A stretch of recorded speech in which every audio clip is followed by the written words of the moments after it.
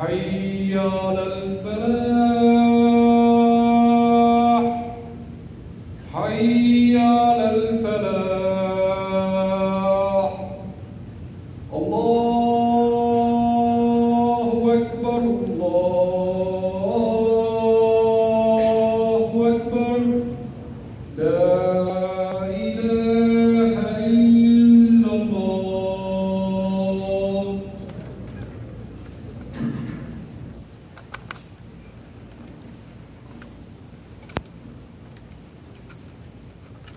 إن الحمد لله نحمده ونستعينه ونستغفره ونؤمن به ونتوكل عليه ونعوذ بالله من شرور أنفسنا ومن سيئات أعمالنا من يهده الله فلا مضل له ومن يضلله فلا هادي له وأشهد أن لا إله إلا الله وحده لا شريك له وأشهد أن محمدا عبده ورسوله.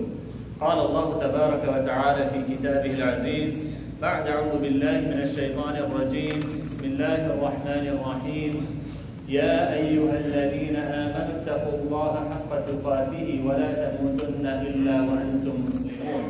وقال أيضا يا أيها الناس اتقوا ربكم الذي خلقكم من نفس واحدة وخلق منها زوجها وبث منهما رجالا كثيرا ونساء واتقوا الله الذي تساءلون به والأرحام إن الله كان عليكم رقيبا. وقال يا أيها الذين آمنوا اتقوا الله وقولوا قولا سديدا يصلح لكم أعمالكم ويغفر لكم ذنوبكم ومن يطع الله ورسوله فقد فاز فوزا عظيما. وبعد. Indeed, all praise and glory is due to Allah subhanahu wa ta'ala. We praise Him, we seek His aid and His forgiveness. We believe in Him and rely upon Him. We seek Allah subhanahu wa ta'ala's protection and refuge against the evil of our own souls and against the evil of our impious deeds. Whomsoever Allah subhanahu wa ta'ala guides, none can misguide. And whomsoever is misguided, none can guide him except for Allah subhanahu wa ta'ala. And we testify and we bear witness to the fact that there is no one worthy of worship except for Allah subhanahu wa ta'ala, who is alone without any partner. And we also testify and bear witness to the fact that Muhammad sallallahu alayhi wa sallam is Allah subhanahu wa ta'ala's last messenger and His perfect worshipper. My dear respected brothers and sisters, we all know that the day of judgment is real, and we will all face it. Allah subhanahu wa ta'ala has described its horrors. It is a day on which nursing mothers will be willing to sacrifice their children to save themselves. It will be a day on which a woman who is pregnant will miscarry just out of fear and shock. People will be wandering around like they are drunk because there will be so much chaos and so much confusion. The closest relationships in this world will be severed, and each person will only worry about himself. The mountains, which are a symbol of strength and stability, they'll be blown up and they'll be turned into dust. The bodies of water will turn into flames and explode. The sky will shake and split. The stars will fall. The hellfire will be brought close. People will be drowning in their own sweat in proportion to the amount of sins that they have committed. No one will have any power or control over anything except for Allah subhanahu wa ta'ala. And this is not just for 24 hours. You know, last week I was in Cairo, and one of the days it was 113 degrees. And people were like, just stay inside. It's one day, after that it'll become better. But when we went outside, even the wind was hot. So the next day it got better. But this day, the day of judgment, it's not 24 hours. It's 50,000 years. May Allah subhanahu wa ta'ala protect us all. There will be people on this day who are shaded by the throne of Allah subhanahu wa ta'ala. Allah will protect them, and Allah subhanahu wa ta'ala will honor them. As we approach this month of Ramadan, I want you all to focus on the qualities and characteristics of these people and try to make them a part of your daily life, so that on the day of judgment, you and your families will all be safe from the horrors that I mentioned. Abu Hurairah radiallahu anhu narrated an authentic hadith in Bukhari and Muslim that the Prophet sallallahu alaihi wasallam said 7 categories of people will be shaded by Allah subhanahu wa ta'ala under His shade on the day when there will be no shade except for His. And they are, number 1, a just ruler. What does it mean to be a just ruler? Yes, it does also include the ruler of a country, ruler of a nation, or a governor, or a king, or a leader. But it's more comprehensive than that.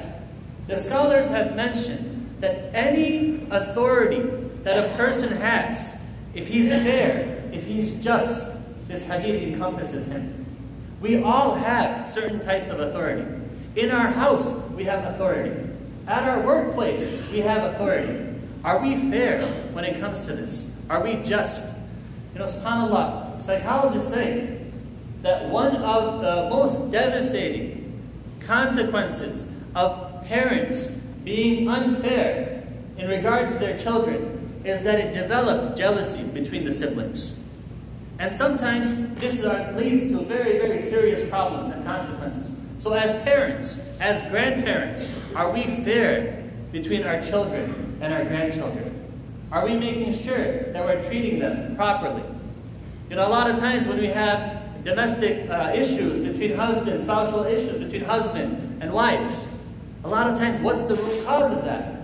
It's because one of the parties is not being fair, it's not being just. So take this month of Ramadan to remember and to reflect, are we being fair in our relationships? Are we being just? Are we being just, and will we be able to answer to Allah subhanahu wa ta'ala in regards to these things? Because the Prophet sallallahu alaihi wasallam has said that we will be questioned about these relationships. The second category that the Messenger of Allah sallallahu alaihi wasallam mentioned is a young man who has been brought up in the worship of Allah subhanahu wa ta'ala, meaning that he worshipped Allah subhanahu wa ta'ala alone, sincerely, since he was a youth. So what does the word shab mean? The word in Arabic in the hadith is shab. So the scholars say up until the age of 40, a person is considered a shab. Okay, what does that mean? That, you know, a lot of times what happens is people during their teenage years, during their 20s and the 30s, they're worried about getting settled. They're worried about building and establishing their life, and then they said, okay, you know what, we'll take our religion more seriously after we establish ourselves. So the Prophet ﷺ, in this hadith, he is saying that a person who takes his religion seriously from the beginning while establishing himself, meaning he does not compromise his akhirah for the sake of the dunya. His religion is important to him from the time that he is young. This is a person that will be shaded by the throne of Allah subhanahu wa ta'ala. And this is something we all need to ask ourselves. This is a youth who asks himself the question, are my actions making Allah subhanahu wa ta'ala happy? Are my actions in accordance with the sunnah of the Messenger of Allah sallallahu alayhi wa sallam? Am I representing Islam and Muslims in a positive manner? Am I a good example of the teachings of the Prophet sallallahu alayhi wa sallam? Ramadan and fasting are an opportunity to control our desires and improve our character and our behavior. Because we know in authentic hadith, the Prophet ﷺ has mentioned that fasting is not only abstaining from eating and drinking, but fasting also encompasses abstaining from lying and using forward speech and using immoral speech and indecent speech as well. The third category mentioned in this hadith by the Messenger of Allah ﷺ is a man whose heart is attached to the masjid. Right? And another narration, the Prophet ﷺ clarified that it's not a person who doesn't leave the masjid, but it's a person who does engage in the world. He does leave the masjid. He does take care of his responsibilities and his obligations, but his heart is attached to the masjid. إِذَا خَرَجْ, right? يَعُودُ, meaning the Prophet said, when he leaves, or if he leaves, he returns to the masjid. So the question we need to ask ourselves is, what is the role of the masjid in your life and the life of your family? Does the masjid play an important, integral role in your life? During the month of Ramadan, this is a time to build your relationship with the masjid. Build a relationship of your family with the masjid.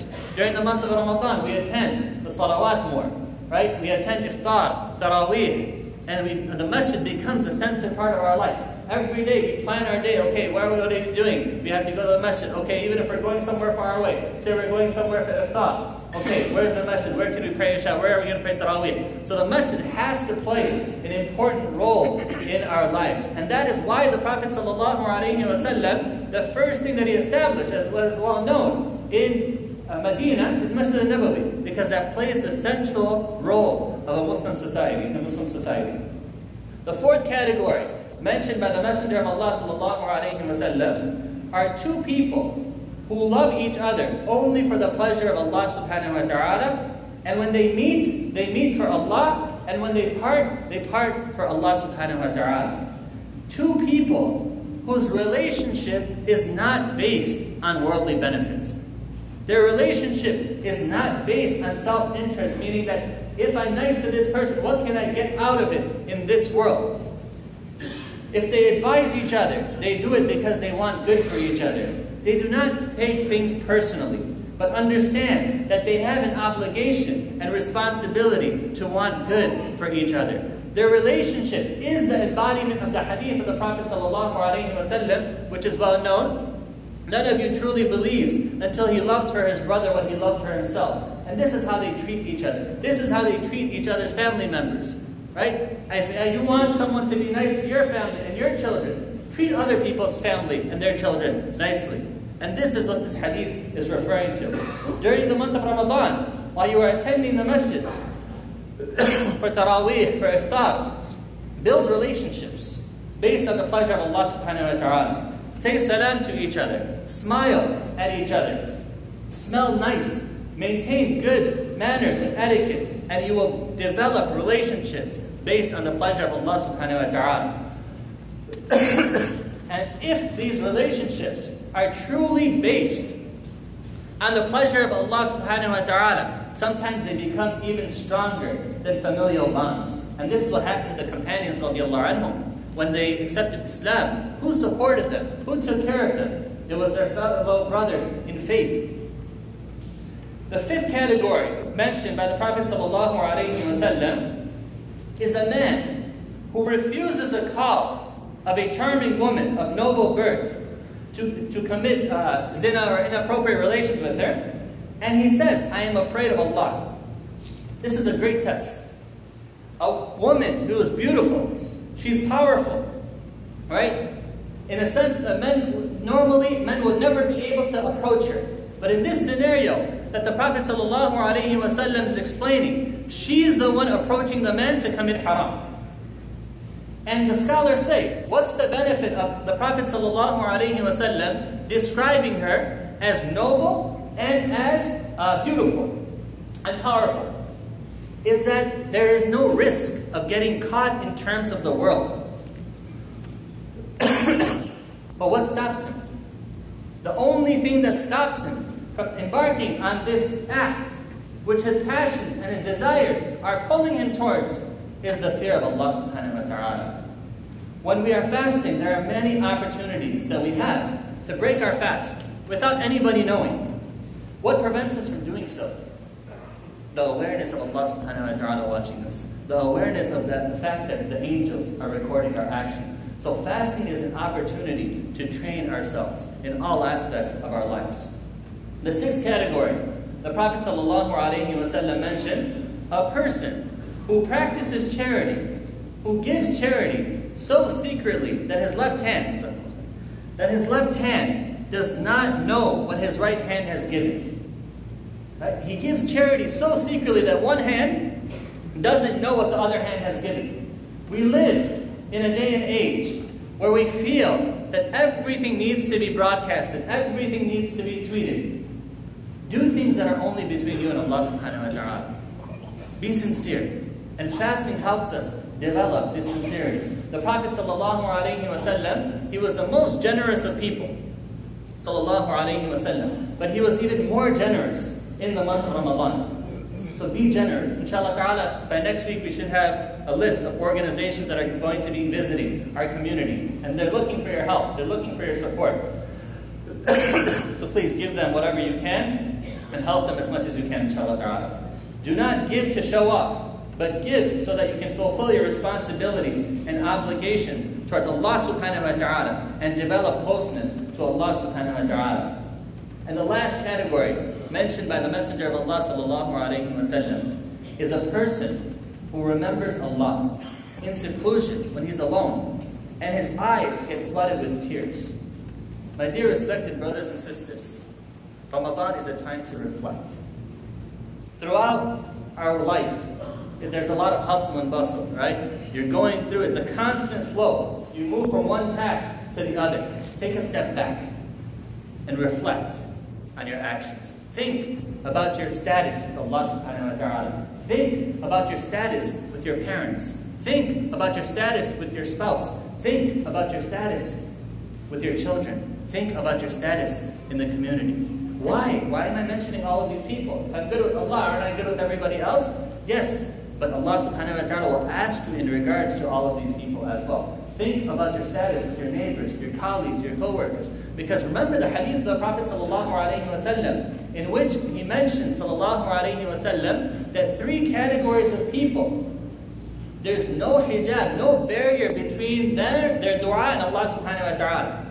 Meaning that when they make dua to Allah subhanahu wa ta'ala, their dua will be accepted. And the Prophet ﷺ in that hadith, he mentioned a fasting person until he breaks his fast. And he also mentioned ﷺ a person who is traveling. And the third category that he mentioned ﷺ is da'wat al-mazlum, the dua of an oppressed person. So are we oppressing anybody in terms of our relationships with them?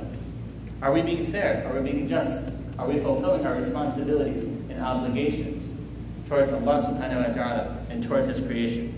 I pray to Allah subhanahu wa ta'ala that He allows us all to reach the month of Ramadan. I pray to Allah subhanahu wa ta'ala that He forgives us for our arrogance and our negligence.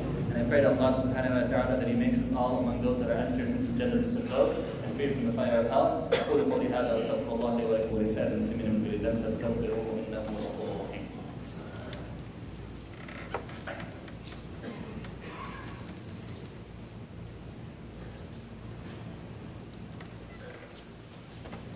الحمد لله على فضله وإحسانه وأشكره على توفيقه امتنانه وأشهد أن لا إله إلا الله وحده لا شريك له وأشهد أن محمدا عبده ورسوله وبعد.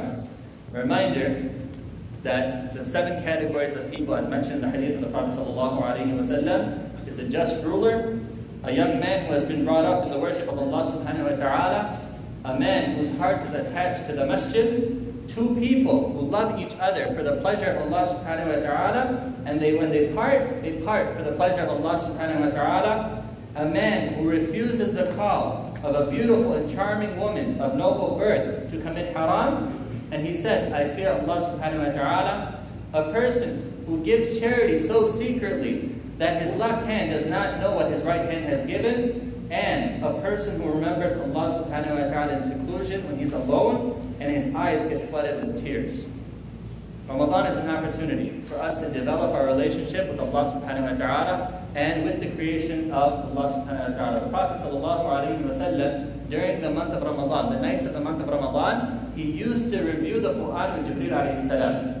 And what effect or impact did that revision have on the Prophet sallallahu alayhi wa sallam? The hadith that I mentioned earlier, that he sallallahu alayhi wa sallam was the most generous of people, but he was even more generous in the month of Ramadan when, and the hadith goes on to say, when he used to revise the Quran with Jibreel alayhi salatu wasalam. So, as we are developing our relationship with Allah subhanahu wa ta'ala, what is the manifestation of that? How do we know if we're getting closer to Allah subhanahu wa ta'ala or not? Are we treating people better? This is the question. Is our character with our wife, our spouse, our children, our colleagues, our co-workers, the people around us, are we better to them after, or during, and after the month of Ramadan than right now? And all of us have the ability and the potential and the obligation to improve in this regard. Allah subhanahu wa ta'ala mentioning, after He mentioned the verse about some of the rules and regulations in regards to fasting, then He subhanahu wa ta'ala mentioned that don't take or eat the wealth of anybody unlawfully. The scholars say, what's the connection? They say fasting is a means to improve a person's character in all aspects of his life. During the month of Ramadan and after the month of Ramadan, we pray to Allah subhanahu wa ta'ala that He allows our fasting to benefit us. We pray to Allah subhanahu wa ta'ala that He accepts all of our actions. And we pray to Allah subhanahu wa ta'ala that He eases the suffering of Muslims all over the world. قال الله تبارك وتعالى في كتابه العزيز بعد أعوذ بالله من الشيطان الرجيم بسم الله الرحمن الرحيم إن الله وملائكته يصلون على النبي يا أيها الذين آمنوا صلوا عليه وسلموا تسليما اللهم صل على محمد وعلى آل محمد كما صليت على إبراهيم وعلى آل إبراهيم إنك حميد مجيد اللهم بارك على محمد وعلى آل محمد كما باركت على إبراهيم وعلى آل إبراهيم إنك حميد مجيد اللهم اغفر للمؤمنين والمؤمنات والمسلمين والمسلمات الأحياء منهم والأموات إنك سميع قريب مجيب الدعوات اللهم اعز الإسلام والمسلمين وذل الشرك والمشركين ودمر أعداءك أعداء الدين ربنا اغفر لنا ولإخواننا الذين سبقونا بالإيمان ولا تجعل في قلوبنا غلا للذين آمنوا ربنا إنك رؤوف رحيم فستذكرون ما أقول لكم وأفوض أمري إلى الله إن الله بصير بالعباد في الصلاة